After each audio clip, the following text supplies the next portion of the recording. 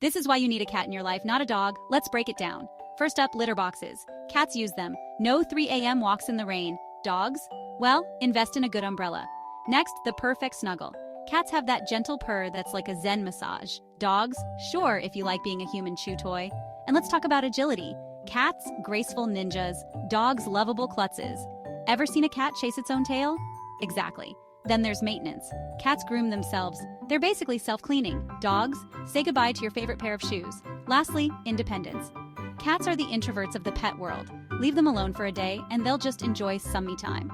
Dogs, they'll throw a party and invite the neighbors. So there you have it. Cats 5, dogs 0. The ultimate showdown winner is clear. Sorry, dog lovers, but cats just pounce their way to the top.